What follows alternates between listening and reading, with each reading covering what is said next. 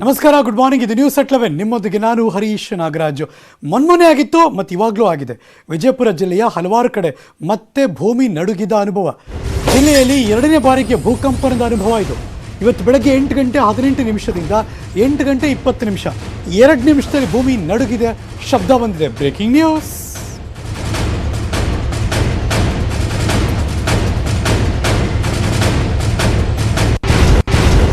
Vijayapura city, Kanakadasa ಬಡಾವಣೆ, SR colony ಸೇರಿದಂತೆ ಹಲವಾರು ಕಡೆ ಕಂಪನದ ಅನುಭವ ಆಗಿದೆಯಂತೆ. ಇದೇ ತಿಂಗಳು 4ನೇ ತಾರೀಕು ಇದೇ ರೀತಿ ನಡುರಾತ್ರಿ ಭೂಮಿ ನಡುಗಿತ್ತು. ಇರೋಬರೋಲ್ಲ ಆಚೆ ಹೊಡ್ ಬಂದು ನಿಂತ್ಕೊಂಡಿದ್ರು, ಏನೋ ಆಯಿತು ಅಂತೆಲ್ಲ. ಸೊ ಹಾಗಾಗಿ ಇವಾಗ ಬೆಳಗ್ಗೆ ಆಗಿದೆ, ಬೆಳಗ್ಗೆ ಇವತ್ತು ಬೆಳಗ್ಗೆ 8:18ರಿಂದ 8:20 ಆ 2 ನಿಮಿಷದ ಅವಧಿಯಲ್ಲಿ ಭೂಮಿ ಕಂಪಿಸಿದೆ, ಶಬ್ದ ಬಂದಿದೆ. ಜನರೆಲ್ಲ ಭಯಭೀತರಾಗಿ ಮನೆಯಿಂದ ಹೊರಗೆ ಬಂದಿದೆ. ಮನೆ ಅಲುಗಾಡಿದ ದೃಶ್ಯ ಒಂದು ಕ್ಷಣ ಹಾಗೇ ಅಬ್ಸರ್ವ್ ಮಾಡಿ. Let's see.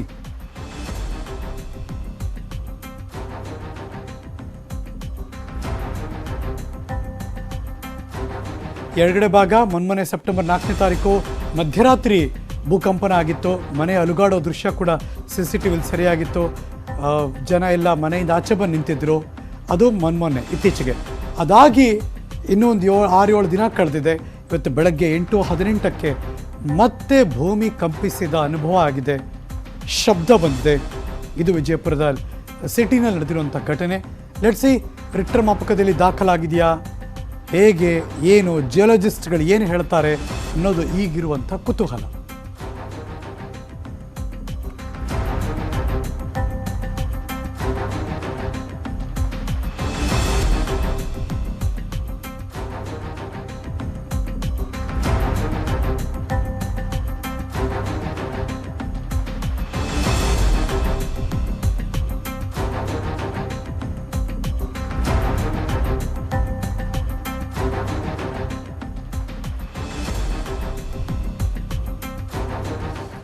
ಅವಾಗೇನೋ 3.9 ಅಂತೆಲ್ಲ ಹೇಳ್ತಿದ್ರು. ಇವಾಗ ಎಷ್ಟಾಗಿದೆ, ಏನಾಗಿದೆ ಅಂತ ಕಾದು ನೋಡಬೇಕು ಅಷ್ಟೇ. Let's move on. ಮೀನುಗಾರಿಕೆಗೆ ತೆರಳಿದ್ದ ಬೋಟ್ ಅವಘಡ ಸಂಭವಿಸಿದೆ. ಮಂಗಳೂರಿನ ಪಣಂಬೂರು ಕಡಲ ತೀರದಲ್ಲಿ ಈ ಘಟನೆ ನಡೆದಿದೆ. ಓರ್ವ ಮೀನುಗಾರ ಸಮುದ್ರ ಪಾಲಾಗಿದ್ದಾರೆ, 4 ರಕ್ಷಣೆ ಆಗಿದೆಯಂತೆ. Breaking news.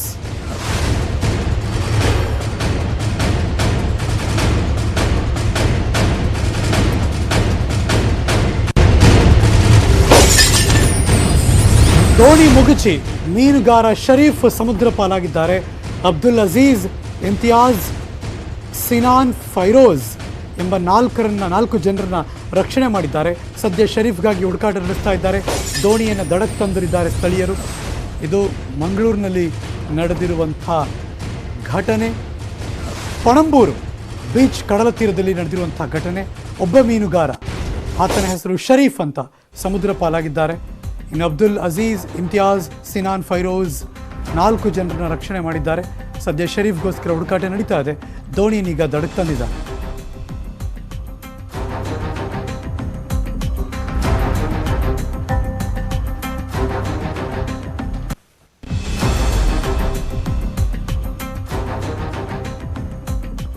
ಮೀನುಗಾರಿಕೆಗೆ ಹೋಗಿದ್ದವರು ಒಬ್ಬರು ಈಗಾಗಲೇ ದೋಣಿ ಮಗುಚಿ ಸಮುದ್ರ ಪಾಲಾಗಿದ್ದಾರೆ.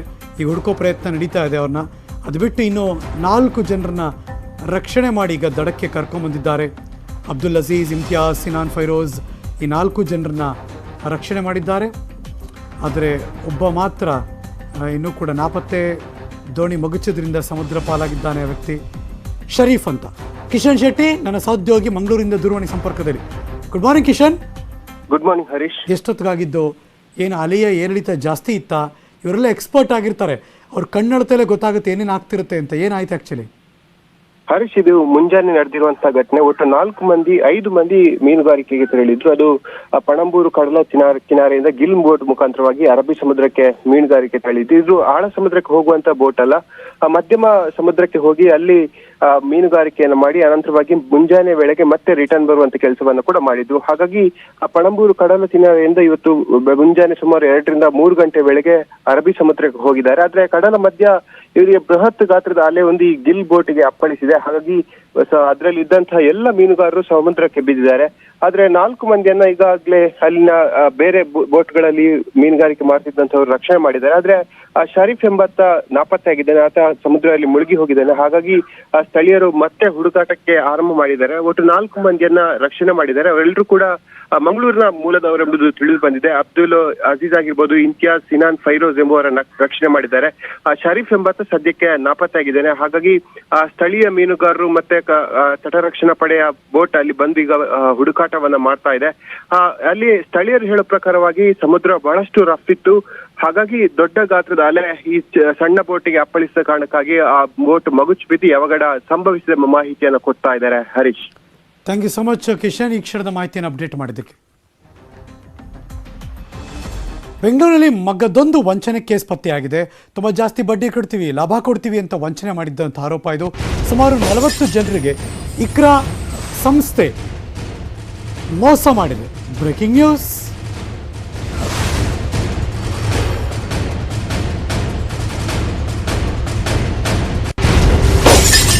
ಇಕ್ರಾ ವೆಲ್ತ್ ಮ್ಯಾನೇಜ್ಮೆಂಟ್ ಕಂಪನಿ ಬೆಂಗಳೂರಿನ ತಿಲಕ್ ನಗರದ ಸ್ವಾಗತ್ ರಸ್ತೆಯಲ್ಲಿದ್ದಂಥ ಕಂಪನಿ ಇದು. ಹಣ ಕಟ್ಟಿಸ್ಕೊಂಡು ಮೋಸ ಮಾಡಿದ್ದಾರೆ. ಲಕ್ಷಗಟ್ಟಲೆ ಹಣ ತಗೊಂಡು ಹಾಕಿದ್ದಾರೆ. ತಿಲಕ್ ನಗರ ಠಾಣೆಯಲ್ಲಿ 4 ಜನ ವಿರುದ್ಧ FIR ದಾಖಲಾಗಿದೆ. ಅಬ್ದುಲ್ ನಜೀಮ್, ಮೆಕ್ರಿ ಸೇರಿ 4 ವಿರುದ್ಧ ಕೇಸ್ ಹಾಕಿದ್ದಾರೆ. ವಂಚನೆ ಸಂಬಂಧ 4 ಜನ ಆರೋಪಿಗಳನ್ನು ಈಗ ಅರೆಸ್ಟ್ ಮಾಡಲಾಗಿದೆ. ಅಬ್ದುಲ್ ನಜೀಮ್ ಮೇಕ್ರಿ, ನಹೀಮ್ ಮೇಕ್ರಿ, ಹಿದಾಯತ್ ಉಲ್ಲಾ, ಅಲೀಂ ಮೇಕ್ರಿ ಅರೆಸ್ಟ್ ಆಗಿರುವಂಥ 4 ಜನ. ಸುಮಾರು 40 ಜನರಿಗೆ 2 ಕೋಟಿಯಷ್ಟು ವಂಚನೆ ಮಾಡಿದ್ದಾರಂತೆ. ಹಣ ಕಳೆದುಕೊಂಡಿದ್ರೆ ದೂರು ದಾಖಲಿಸೋದಕ್ಕೆ ಪೊಲೀಸರು ಕೂಡ ಸೂಚನೆ ಕೊಟ್ಟಿದ್ದಾರೆ. ಈಗ Iqra wealth management office closed.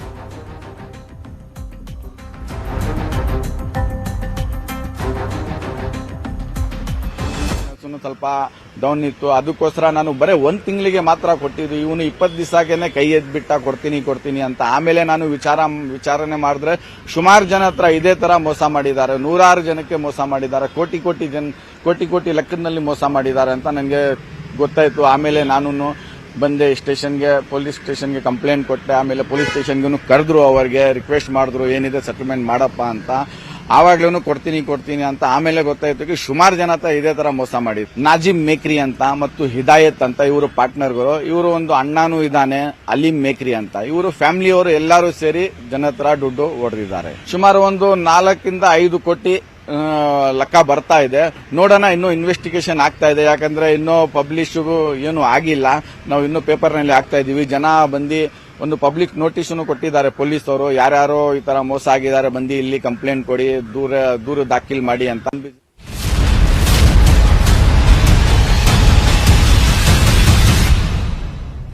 ಶಾಲೆಗಳೇನೋ ಶುರುವಾಯಿತು. ಈ ವರ್ಷ ಶಿಕ್ಷಕರ ರಜೆಗಳು ಕಡಿತ ಆಗುವಂಥ ಚಾನ್ಸಸ್ ಇದೆಯಂತೆ. ಹೆಚ್ಚಿನ ಕ್ಲಾಸ್ ಮಾಡಿಸೋದಕ್ಕೆ ಸರ್ಕಾರ ಚಿಂತನೆ ಮಾಡ್ತಾ ಇದೆ. ಶಿವಮೊಗ್ಗದಲ್ಲಿ ಶಿಕ್ಷಣ ಸಚಿವ BC ನಾಗೇಶ್ ಇದ್ರ ಬಗ್ಗೆ ಸುಳಿವು ಕೊಟ್ಟರು. Breaking news.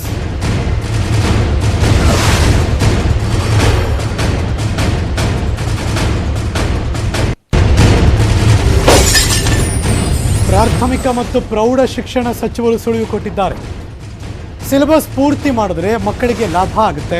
ಶಿಕ್ಷಕರ ರಜೆ ಕಡಿತದ ಬಗ್ಗೆ ಯೋಚನೆ ನಡೀತಾ ಇದೆ. ಮುಂದಿನ ದಿನಗಳಲ್ಲಿ ಎಲ್ಲ ನಿರ್ಧಾರ ಆಗುತ್ತೆ ಅಂತ ನಾಗೇಶ್ ಅವರ ಹೇಳಿಕೆ. ಕೊರೋನಾ ಹೆಚ್ಚಳ ಕುರಿತು ಕೇರಳದಲ್ಲಿ ಕಲ್ಲು ಕೂಡ ಜಾಸ್ತಿ ಆಗ್ತಾ ಇದೆ. ಮಂಗಳೂರಲ್ಲಿ, ಉಡುಪಿಯಲ್ಲಿ ಕೇಸ್ಗಳು ಕಡಿಮೆಯಾಗಿದೆ. ಇದು ಒಳ್ಳೆಯ ಸಂಕೇತ. ಶಾಲೆಯ ಪ್ರಾರಂಭದ ಬಗ್ಗೆ ಸರ್ಕಾರಕ್ಕೆ ಕೋವಿಡ್ ಜಾಸ್ತಿ ಆದರೆ ತಕ್ಷಣ ನಿಲ್ಲಿಸುವ ಅವಕಾಶ ಇದೆ ಅಂತ ಸಚಿವ BC ನಾಗೇಶ್ ಹೇಳಿಕೆ ಕೊಟ್ಟರು.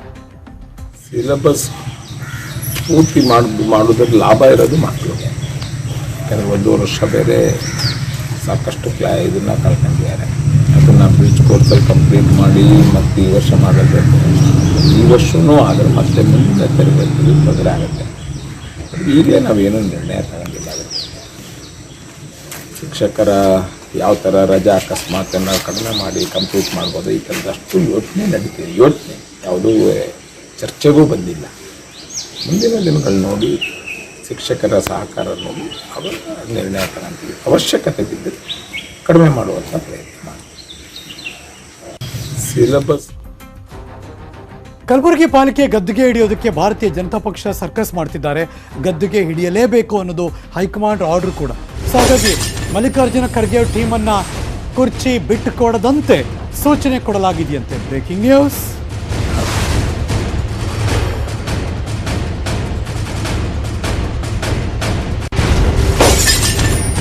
ಕಳೆದ ಬಾರಿ ಲೋಕಸಭಾ ಚುನಾವಣೆ ಸಂದರ್ಭದಲ್ಲೂ ಮಲ್ಲಿಕಾರ್ಜುನ ಖರ್ಗೆ ಅವರು ಸೋಲಿಸೋದಕ್ಕೆ ಪಣ ತೊಟ್ಟಿದ್ರು. ಇದೀಗ ಪಾಲಿಕೆ ಚುನಾವಣೆಯ ಈ ಸಂದರ್ಭದಲ್ಲೂ ರಿಸಲ್ಟ್ ಬಂತು. ಆದರೆ ಅತಂತ್ರ, ಆದರೆ ಹೇಗಾರು ಮಾಡಿ ಅಧಿಕಾರ ಹಿಡಿಲೇಬೇಕು ಅಂತ BJP JDS ಜೊತೆ ಹೊಂದಾಣಿಕೆ ಮಾಡ್ಕೊಳ್ಳೋಕ್ಕೆ ಸೂಚನೆ ಕೊಟ್ಟಿದ್ದಾರಂತೆ. ಏನಾದರೂ ಮಾಡಿ ಚುಕ್ಕಾಣಿ ಹಿಡೀರಿ ಅಂತ ಸೂಚನೆ. ಈಗಾಗಲೇ HDK ಜೊತೆ ಚರ್ಚೆ ನಡೆಸಿದ್ದಾರೆ ಮುಖ್ಯಮಂತ್ರಿ ಬಸವರಾಜ ಬೊಮ್ಮಾಯಿ ಅವರು. ಕಲಬುರಗಿಯಲ್ಲಿ ಕಟೀಲಿದ್ದಾರೆ, ಮುರುಗೇಶ್ ನಿರಾಣಿಯವರು ಹೋಗಿ ಬಂದಿದ್ದಾರೆ, ಮೀಟಿಂಗ್ ಮೇಲೆ ಮೀಟಿಂಗ್ ಮಾಡಿದ್ದಾರೆ. ಇದರ ಜೊತೆಗೆ ಸ್ಥಳೀಯ ಶಾಸಕ ಅಲ್ಲೂ ಕೂಡ ಭಾರಿ ಪ್ರಯತ್ನ ನಡೀತಾ ಇದೆ. ದತ್ತಾತ್ರೇಯ ಪಾಟೀಲ್ ರೇವೂರ, ರಾಜಕುಮಾರ್ ಪಾಟೀಲ್ ಅವರು ಕೂಡ ಟ್ರೈ ಮಾಡ್ತಾನೆ ಇದ್ದಾರೆ. ಫೈನಲಿ JDS ಯಾವ ನಿರ್ಧಾರ ತೆಗೆದುಕೊಳ್ಳುತ್ತೆ, ಅವ್ರಿಗೆ ಏನೇನು ಭರವಸೆ ಕೊಟ್ಟು ಆಫರ್ ಕೊಟ್ಟು ತಮ್ಮ ವಿಶ್ವಾಸಕ್ಕೆ ತೆಗೆದುಕೊಳ್ತಾರೆ, ಕಾಂಗ್ರೆಸ್ಸೋ BJPನೋ, ಅವರಂತೂ ಅಧಿಕಾರಕ್ಕೆ ಬರ್ತಾರೆ. ಈಗ JDSೇ ಡಿಸೈಡಿಂಗ್ ಫ್ಯಾಕ್ಟರ್.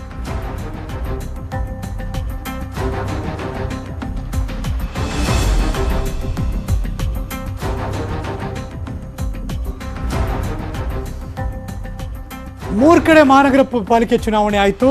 ಆದರೆ ಕಲಬುರಗಿನೇ ಅತಂತ್ರ ಆಗಿರೋದು. ಬಿಕಾಸ್ ಯಾರೂ ಸರ್ಕಾರ ರಚನೆ ಮಾಡೋಕ್ಕಾಗಲ್ಲ JDSನವರ ಬಿಟ್ಟು. JDS ಇನ್ನೂ ನಿರ್ಧಾರ ಪ್ರಕಟ ಮಾಡಿಲ್ಲ. ಹಾಗಾಗಿ ಇನ್ನೂ ಆತ್ರ ಇಲ್ಲದೆ ಇರೋದ್ರಿಂದ ಇನ್ನೊಂದಷ್ಟು ಜನ ಮುಂದೂಡ್ತಾರೆ. ಫೈನಲಿ BJP ಅಧಿಕಾರಕ್ಕೆ ತಗೊಳ್ಳೇಬೇಕು ಅಂತ ಶತಾಯಗತೆಯ ಎರಡು ಪಕ್ಷದವರು ಟ್ರೈ ಮಾಡ್ತಿದ್ದಾರೆ. ಆದರೆ ಆಡಳಿತ ಪಕ್ಷಕ್ಕೆ ಯಾವಾಗಲೂ ಒಂದು ಅಡ್ವಾಂಟೇಜ್ ಇರುತ್ತೆ. Let's wait and watch. ಏನೇನು ಆಫರ್ ಮಾಡ್ತಾರೆ JDSನವ್ರಿಗೆ, ಹೇಗೆ ವಿಶ್ವಾಸಕ್ಕೆ ತೆಗೆದುಕೊಳ್ತಾರೆ ಮತ್ತು ಆ ಭಾಗದಲ್ಲಿ ಮಹಾನಗರ ಪಾಲಿಕೆ ಅಧಿಕಾರದ ಚುಕ್ಕಾಣಿಯನ್ನು ಹಿಡಿತಾರೆ.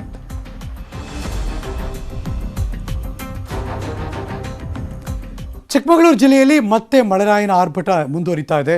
ಮುಂಜಾನೆಯಿಂದಲೇ ಧಾರಾಕಾರ ಮಳೆ ಸುರಿತಾನೆ ಇದೆ. ಮೂಡಿಗೆರೆ ತಾಲೂಕಿನ ಬೈರಾಪುರ, ಕೊಟ್ಟಿಗೆಹಾರ, ಬಾಳೂರು ಸುತ್ತಮುತ್ತ ಭಾರೀ ಮಳೆ ಬರ್ತಾ ಇದೆ. ಚಾರ್ಮಾಡಿ ಘಾಟ್ ಪ್ರದೇಶದಲ್ಲೂ ಕೂಡ ಭಾರೀ ಮಳೆ ಆಗ್ತಾ ಇದೆಯಂತೆ. ವಾಹನ ಸವಾರರು ಪರದಾಡ್ತಿದ್ದಾರೆ.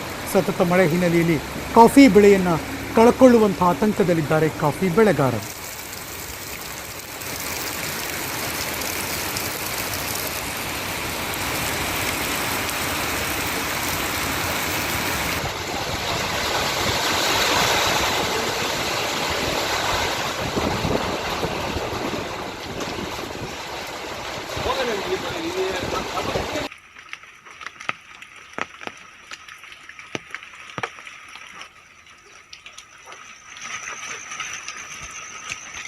Hashtag shut the pothole. September 1ನೇ ತಾರೀಕು ಶುರುವಾಯಿತು.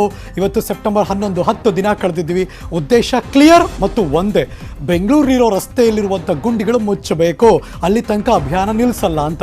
ಇವತ್ತೆಲ್ಲ ಕರ್ಕೊಂಡು ಹೋಗ್ತಾ ಇದ್ದೀವಿ. ರಸ್ತೆಯುದ್ದಕ್ಕೂ ಸಾಲು ಸಾಲು ಗುಂಡಿಗಳಿರುವ ಒಂದು ಸರ್ಕಲ್ ಕರ್ಕೊಂಡು ಹೋಗ್ತೀವಿ. ಬೈಕ್ ಸವಾರರಿಗೆ ಹರಸಾಹಸ ಪಡಬೇಕು, ಅಪಾಯಕ್ಕೆ ಬನ್ನಿ ಬನ್ನಿ ಅಂತ ಕರಿತಿರೋ ಥರ ಇದೆ ಅದು. ಬೆಂಗಳೂರಿನ ಸುಂಕದಕಟ್ಟೆ ಸರ್ಕಲ್. Breaking news.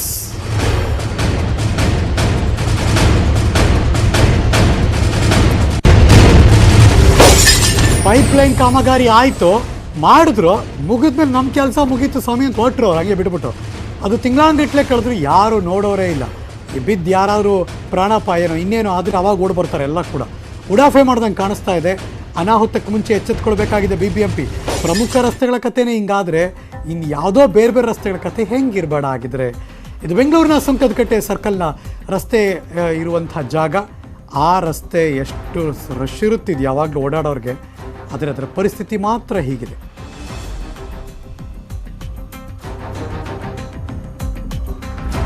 ನನ್ನ ಸಹೋದ್ಯೋಗಿ ಶರಣು ಹಂಪಿಯಲ್ಲಿ ಹೋಗಿ ಅಲ್ಲಿಂದ ಗ್ರೌಂಡ್ ರಿಪೋರ್ಟ್ ಕಳಿಸ್ಕೊಟ್ಟಿದ್ದಾರೆ. ಓವರ್ ಟು ಯು ಶರಣು ಹಂಪಿ.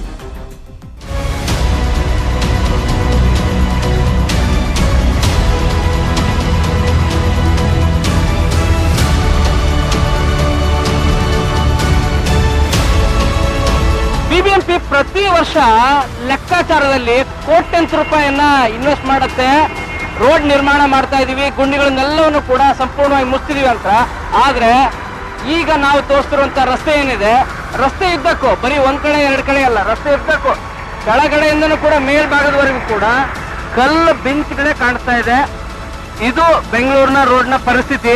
ಇದು ಬೆಂಗಳೂರಿನ ಮಾಗಡಿ ರೋಡ್ ಇರೋದು ಸುಂಕದಕಟ್ಟೆ ಏರಿಯಾ ಕಡೆಗೆ ಹೋಗುವಂತ ಈ ರಸ್ತೆಯಲ್ಲಿ ಕೆಳಭಾಗದಿಂದಲೂ ಕೂಡ ಮೀನ್ಸ್ ನೀವು ನೋಡ್ತಾ ಹೋಗ್ಬೋದು, ಇದು ಅಪ್ ಪ್ಲೇಸ್ ಅಲ್ಲಿ ಇದೆ.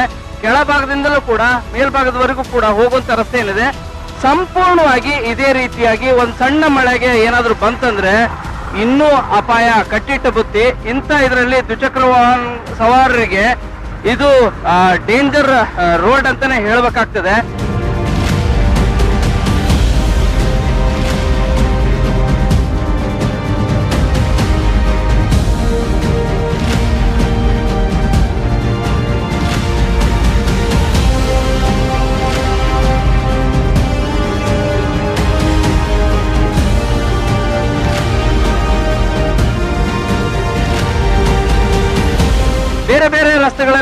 ಬಂಡ್ಗಳಿದಾವೆ, ಅವುಗಳನ್ನ ಪ್ಯಾಚ್ ಅಪ್ ವರ್ಕ್ ಮಾಡುವಂತ ಕೆಲಸನೂ ಕೂಡ ಆಗ್ತಿಲ್ಲ. ಆದ್ರೆ ಈ ಇಡೀ ರಸ್ತೆ ಏನಿದೆ ಇಲ್ಲಿ ಪೈಪ್ಲೈನ್ ತೆಗೆದಿರ್ಬೇಕು. ಈ ಕಾರಣಕ್ಕಾಗಿ ಇಷ್ಟು ಮಾತ್ರ ಇಲ್ಲೇನ್ ಕಾಣಿಸ್ತಾ ಇದೆ, ಇದನ್ನ ಮುಚ್ಚುವಂತ ಕೆಲಸವನ್ನಾದ್ರೂ ಮಾಡ್ಬೇಕಲ್ಲ. BWSSB, ಬೆಸ್ಕಾಂ ಇರ್ಬೋದು, ಸಂಬಂಧಪಟ್ಟಂತ ಇಲಾಖೆಯವರು ಕೂಡ ತಮ್ಮ ಕೆಲಸ ಆಯ್ತು, ತಾವಾಯ್ತು, ತಮ್ಮ ಕೆಲಸ ಆಯ್ತು, ಇಷ್ಟು ಮಾತ್ರ ಮಾಡ್ತಾರೆ ಹೊರತು ಇದನ್ನ ಕ್ಲೋಸ್ ಮಾಡ್ಬೇಕಲ್ಲ. ಇಲ್ಲದೆ ಇದ್ರೆ ಹೋಗುವಂತ ಬೈಕ್ ಸವಾರರಿಗೆ ಎಷ್ಟು ಅನಾಹುತಗಳಾಗತ್ತೆ, ಆಗುವಂತ ಅನಾಹುತಗಳಿಗೆ, ಅಪಘಾತಗಳಿಗೆ ಯಾರು ಹೊಣೆ ಅನ್ನುವಂತ ಪ್ರಶ್ನೆಗೆ BBMP ಉತ್ತರ ಕೊಡಬೇಕಾಗಿದೆ. ಬೆಂಗಳೂರಿಂದ ಕ್ಯಾಮರಾ ಪರ್ಸನ್ ಶಿವಪ್ಪ ಜೊತೆ ಶರಣು ಹಂಪಿ, ನ್ಯೂಸ್ 18 ಕನ್ನಡ.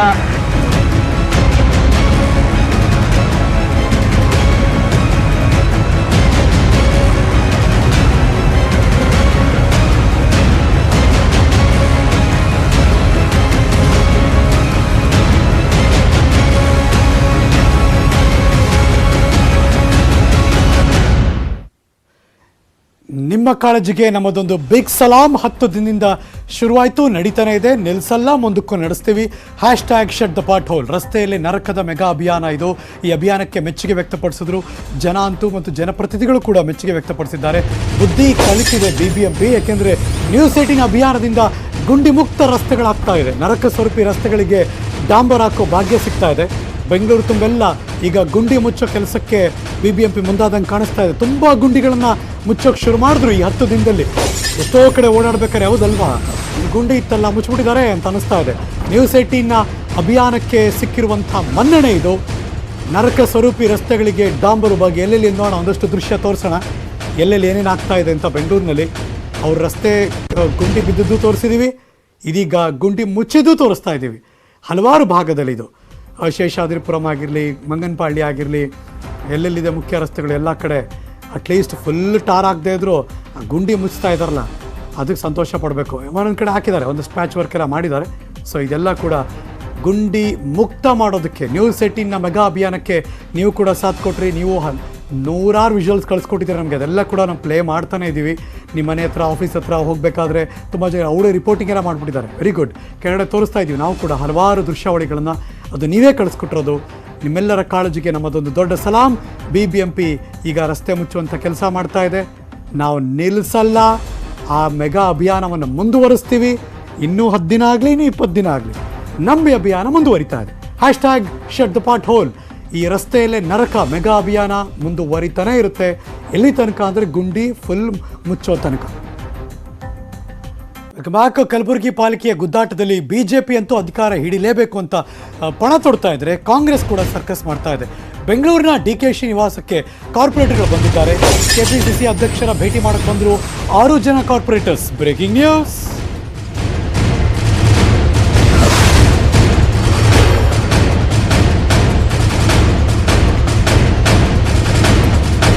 ಆ ಭಾಗದ MLA ಶಾಸಕರು ಪ್ರಿಯಾಂಕಾ ಖರ್ಗೆ ಅವ್ರ ಜೊತೆ ಬಂದರು ಕಾರ್ಪೊರೇಟರ್ಸ್ಗಳು. JDS ಜೊತೆ ಮೈತ್ರಿ ಬಗ್ಗೆ ಚರ್ಚೆ ಮಾಡೋದಕ್ಕೆ ಬಂದಿದ್ದಾರಂತೆ. JDS ಜೊತೆಯೇ ಮೈತ್ರಿ ಫಿಕ್ಸ್ ಆಗುತ್ತಾ, ಕಾದು ನೋಡಬೇಕು. ಇದು BJPಗೂ ಮತ್ತು ಕಾಂಗ್ರೆಸ್ಗೂ ಇದೀಗ ಒಂಥರ JDSನ ನಿಭಾಯಿಸಬೇಕು, JDSನ ವಿಶ್ವಾಸಕ್ಕೆ ತೆಗೆದುಕೊಳ್ಬೇಕು, ಅಧಿಕಾರ ಹಿಡಿಬೇಕು. ಎಲ್ಲರೂ ಸರ್ಕಸ್ ಮಾಡಿದ್ದಾರೆ.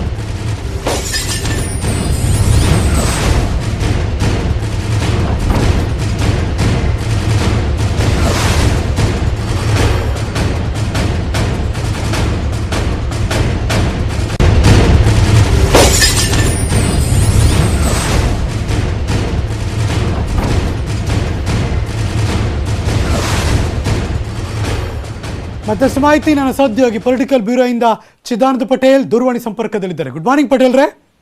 Very good morning. BJPನೂ ಬಿಡಂಗ್ ಕಾಣಲ್ಲ, ಕಾಂಗ್ರೆಸ್ನವರು ಬಿಡಂಗ್ ಕಾಣಲ್ಲ, ತಮ್ಮದೇ ಆದಂತಹ ಪ್ರಯತ್ನಗಳನ್ನ ಮಾಡ್ತಾನೆ ಇರ್ತಾರೆ. ಈಗ JDS ಯಾರ ಕಡೆ ಇದೆ ಒಂದು, ಇನ್ನೊಂದು KPCC ಅಧ್ಯಕ್ಷರನ್ನ ಭೇಟಿ ಮಾಡೋಕೆ ಬಂದ್ರು ಕಾರ್ಪೊರೇಟರ್ಸ್ ಅಂತ ಕೇಳಿದ್ದೀವಿ. ಅಲ್ಲೇನ್ ಮಾತುಕತೆ ನಡೀತಾ ಇದೆ? ಹರೀಶ್ ನಾಗರಾಜ್, ಕಲಬುರಗಿ ಮಹಾನಗರ ಪಾಲಿಕೆ ಗದ್ದುಗೆ ಹಿಡಿಯಲು ಒಂದು ಕಡೆ ಬಿಜೆಪಿ, ಮತ್ತೊಂದು ಕಡೆ ಕಾಂಗ್ರೆಸ್ ತನ್ನದೇ ಆದ ಸರ್ಕಸ್ ಮಾಡ್ತಿದೆ.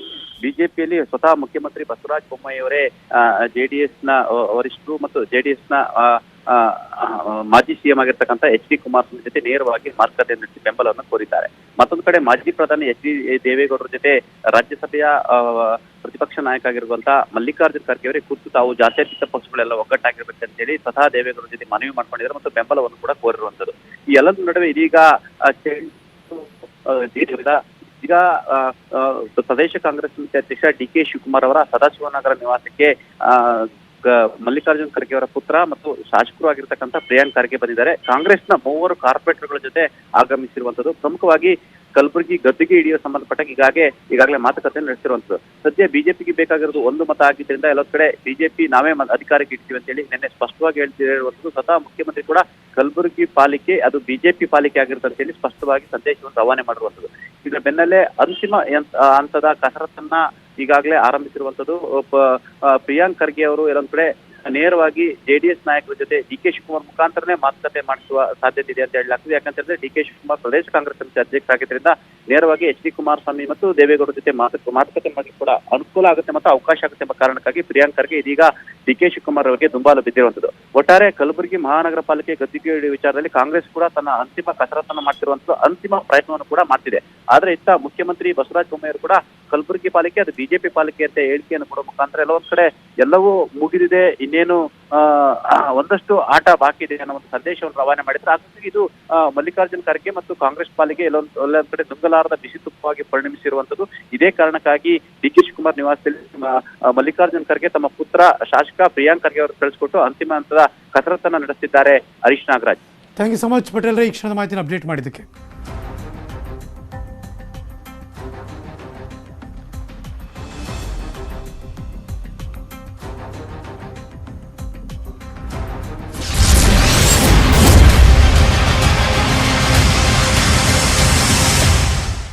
ಇವತ್ತು ಸೆಪ್ಟೆಂಬರ್ 11ನೇ ತಾರೀಕು, 20 ವರ್ಷದ ಹಿಂದೆ ಅಮೆರಿಕಾದ ಮೇಲೆ ದಾಳಿ ಮಾಡಿದ್ದು, ಟ್ವಿನ್ ಟವರ್ಸ್ ಬಿದ್ದಿದ್ದು, ಸಾವಿರಾರು ಜನ ಸತ್ತೋಗಿದ್ದೆಲ್ಲ ಗೊತ್ತೇ ಇದೆ. ಅಫ್ಘಾನಲ್ಲಿ ತಾಲಿಬಾನ್ ಸರ್ಕಾರ ರಚನೆಗೆ ಇವತ್ತು ಮುಹೂರ್ತ ಫಿಕ್ಸ್ ಮಾಡಿದ್ರು, ಈಗ ಅದು ಉದ್ಘಾಟನೆ ಆಗ್ತಾ ಇಲ್ಲ. ಅಮೆರಿಕಾದ ಭಯದಿಂದ ಇವತ್ತು ಉದ್ಘಾಟನೆ ಆಗಲ್ಲಂತೆ. ಬಿಕಾಸ್ ಯಾರು ಸಾಥ್ ಕೊಟ್ಟಿದ್ರು ಈಗ ಅವರೆಲ್ಲರೂ ಕೂಡ ಇದ್ರ ಬಗ್ಗೆ ಕನ್ಸರ್ನ್ ವ್ಯಕ್ತಪಡಿಸಿದ್ದಾರೆ. ಅಮೆರಿಕ ವಿರೋಧಿ ಅನ್ನೋ ಸಂದೇಶ ಹೋಗೋ ಭಯದಿಂದ ಕೈ ಜೋಡಿಸಿದ ದೇಶಗಳ ಹಿಂಜರಿಕೆ ಆಗಿತ್ತು. ದೋಹಾ ಶಾಂತಿ ಒಪ್ಪಂದಕ್ಕೆ ಭಂಗವಾಗೋ ಭೀತಿ ಇದೆ. ಹಾಗಾಗಿ ಉದ್ಘಾಟನಾ ಕಾರ್ಯಕ್ರಮದಿಂದ ರಷ್ಯಾ ಹಿಂದೆ ಸರಿದಿದೆ. ರಷ್ಯಾ ಗೈರಾಗೋ ಕಾರಣ ಇರೋದ್ರಿಂದ ಉದ್ಘಾಟನೆ ಇಲ್ಲ ಅಂತ ಸರ್ಕಾರ ಉದ್ಘಾಟನೆ ದಿನಾಂಕವನ್ನು ಮುಂದೂಡಿದ್ದಾರೆ ತಾಲಿಬಾನ್.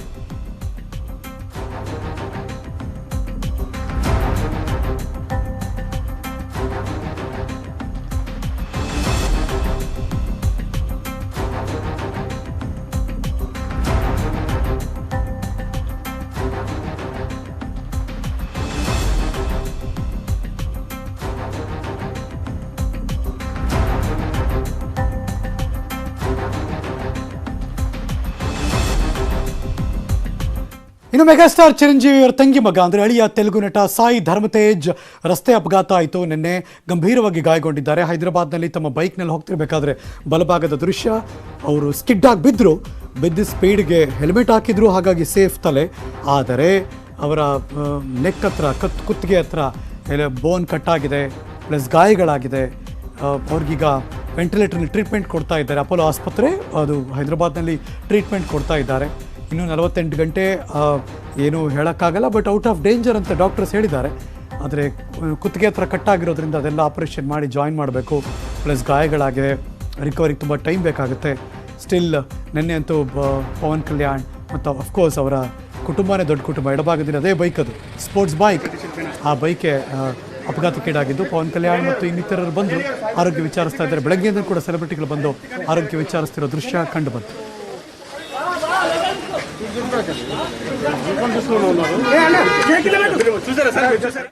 ಇಲ್ಲಿಗೆ ಈ ಕ್ಷಣದ ನ್ಯೂಸ್ ಮುಗಿಸಿ ನಾನು ಹೋಗಿ ಬರ್ತೀನಿ. ಮತ್ತೆ ಸಿಗ್ತೀನಿ ಮುಂದಿನ ಸುದ್ದಿಗಳಲ್ಲಿ. ಪಕ್ಕಾ ನ್ಯೂಸ್ಗೆ ನೀವು ಯಾವಾಗಲೂ ನೋಡ್ತಾ ಇರಿ News 18 ಕನ್ನಡ. ಜಾಲ ನಮ್ಮದು, ಬಲ ನಿಮ್ಮದು. ಈ ವಾರ್ತೆಯ